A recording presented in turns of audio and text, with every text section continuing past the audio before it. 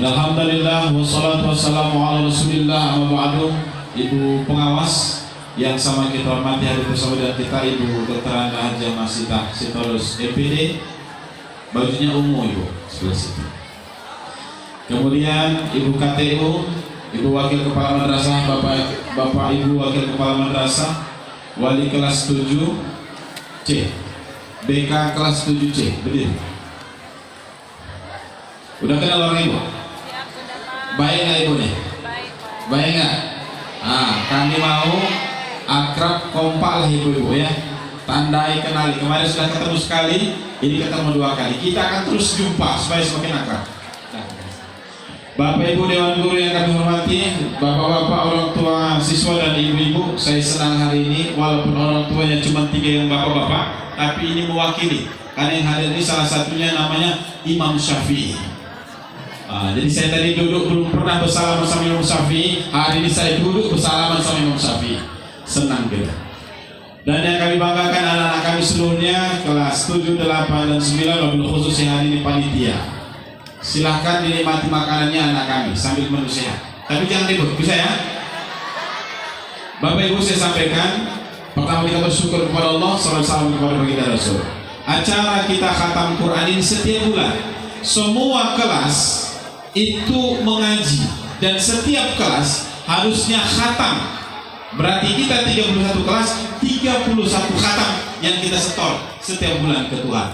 Jadi panitianya bergantian. Mengapa bergantian? Saya mau ketemu dengan setiap kelas orang tua.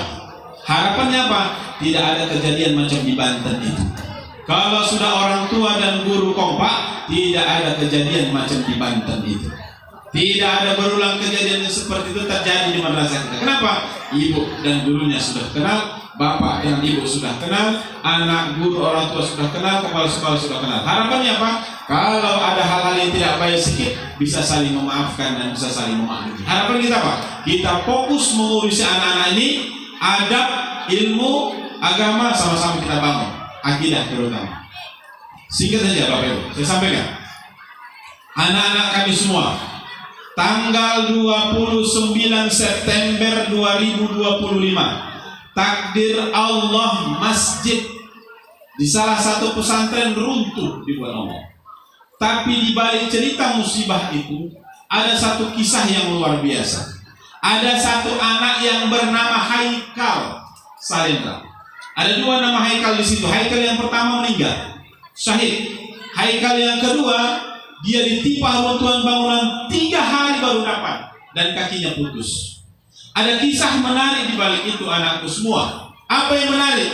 Umurnya baru 13 tahun, tapi ketika azan subuh berkumandang, zuhur berkumandang, asar berkumandang, maghrib berkumandang, isya berkumandang, mereka tetap sholat di bawah runtuhan bangunan itu dengan posisi kaki sudah putus dengan badan tertidur. Dia bangunkan kawannya, kawanku ayo sholat. Bagaimana teknis mereka sholat? Sholat dalam keadaan darurat, tapi sholat tidak. Bayangkan, bagaimanalah Bu menanamkan akidah yang begitu kuat dengan anak yang seumurnya hanya 13 tahun. Berapa umur Bang? Berapa umur Abang? 12, Abang? 13. Berarti sebaya dia itu. Di bawah runtuhan, tapi sholat tidak tinggal.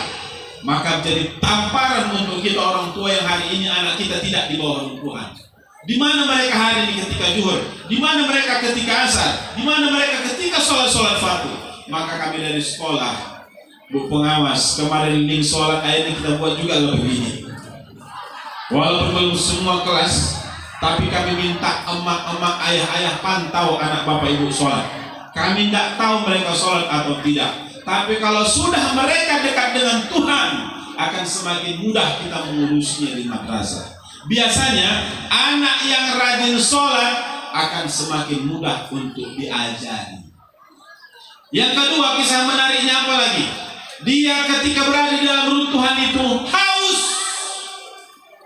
tapi ketika dia haus ada air di sebelahnya, air botol minuman kayak tumbler yang kamu bawa itu, bisa dia minum air itu. Tapi apa katanya ketika ditanya para wartawan, Pak, itu air bukan punyaku. Maka sampai dia dapat air yang di sebelah tidak disentuhnya, gara-gara dia katakan itu bukan air minumku. Sholat dia jaga, kemudian harta yang tak punya dia tidak mau mengambil. Di luar biasa, saya membaca bisa menangis. Mengapa bisa anak seumur 13 tahun sampai segitunya sholatnya, sampai segitunya imannya, tak mau menyentuh yang bukan punya dia? Anakku, ini seusia dengan kalian, mungkin ada yang kalian. Maka bapak berpesan kepada kalian, kalau jajan jangan ngambil sembarangan, bayar. Ya, kalau punya kawan di kelas jangan ambil, apapun bentuknya jangan sentuh.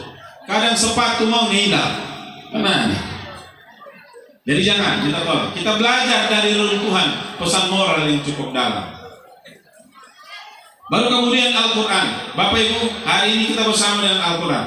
Kami juga minta tolong, setiap bulan kita khatam, maka pesan kami, teruslah kita bersama Al-Quran. Anak ini akan terus kita bagi Al-Qurannya. Dan hari ini nanti, pertama kali kita akan tasmi' Al-Quran. Ada 2 anak yang hari ini akan dites ujian hafalan Qurannya. Setiap Senin, Rabu, Kamis, Senin sampai Kamis, program tahfiz berjalan dan alhamdulillah sudah mulai ada nampak bibit-bibit penghafal Quran. Dan hari ini nanti Bu pengawas akan disimak hafalannya, lulus munatasahnya atau tidak. Nama programnya Tasmi' Al-Quran. Nanti mau nonton Bu, tengok aja di YouTube channel MTSN 1 Labuan Batu, di like, di subscribe, di komen, dibagi-bagi. Biar semangat ya Dewa. Bapak Ibu, siapa lagi yang membangun agama ini kalau bukan kita? Siapa lagi yang membangun peradaban ini kalau bukan kita? Maka dari itu, dengan hadirnya orang tua setiap bulan, kami tetap bergandengan dengan kami. Pada akhirnya kami tidak ada apa-apa, tak bisa melakukan apa-apa. Ketika orang Bapak Ibu memberontak kami. Tapi kalau kita sudah sepakat membawa kelas ini mau kemana, kami yakin Expo 2025 akan ada, kita laksanakan bersama. Nanti kami undang balik orang yang datang kembali. Untuk apa ini? Lihat karya anak-anak kalian di dalam kelas itu ngapain. Saya bilang, semua mapel bergeraklah. Kita bergerak dari metode ceramah masuk ke metode praktek. Nanti lihat dari hasil praktek ada proyek-proyek yang keluar dari setiap mata pelajaran. Walaupun dari bahan bekas, dari bahan sederhana, kita mau dari bahan sederhana itu mereka kreatif. Dan insya Allah nanti bulan 12 kita bismillahkan. Saya nggak tahu macam mana caranya. Yang jelas expo nanti sama-sama kita lihat. Ibu nanti datang lagi, tengok lagi anaknya. Nanti stand akan ditandingkan. Maka itu kalau mau stand orang ibu menang, bantu wali kelasnya bentuk membawa standnya supaya standnya menang. Kan gitu kan? Jadi kalau kelasnya kompak dengan orang tuanya, saya pikir saya nggak takut. Maka expo akan jalan dengan sempurna. Jadi Bapak Ibu terima kasih sudah berhadir dengan sama kami di sini, dan saya pikir bantu kami.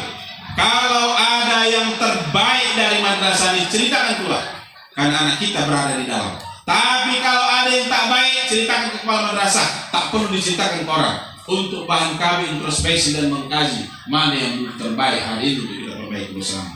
Marwah madrasah harus kita angkat derajatnya. Kami semampu kami berusaha untuk menjaga itu dengan seluruh dewan guru. Tapi peran orang tua strategis untuk membantu kami untuk mengangkat marwah madrasah kita. Siapa lagi kan? Ini anak-anak yang akan membangun peradaban. Kita tes kemarin masuk madrasah, syaratnya lulus akademik dan lulus praktek ibadah. Tengok anak ibu mengaji tadi. Semua mengaji. Kalau ada tadi tak pandai mengaji, kami balikkan sama maknya. Berarti panitia seleksi nggak lulus, kan begitu. Tapi kita cek semua tadi, semua pandai mengaji. Berarti panitia seleksi memang betul-betul seleksi. Maka dari itu, kita buka Google sama-sama hari ini. Berapa persentase orang Indonesia yang buta aksara Al-Quran? Dicek 70%. Tapi kalau menengok begini, anak kita merasa pandai mengaji semua, apa benar si Google ini? Saya pikir pun, ya kan? Maka dari itu kita berantas semua. Jangan sampai ada anak kita yang tidak pandai membaca Al-Quran. Kalau ini nanti mereka pandai baca Al-Quran, cari bini pandai baca Al-Quran, insya Allah anak mereka pun pandai membaca Al-Quran. Dan begitu harapan. Mereka ini yang dapat saya sampaikan, mohon maaf. Terima kasih kehadiran kita semua atas apa yang kurang pada diri kepala madrasah dan seluruh kru yang bertugas. Mohon maaf yang sebesar-besarnya. Mohon doa, mohon dukungan agar madrasah ini tetap bisa jaya. Assalamualaikum warahmatullahi wabarakatuh.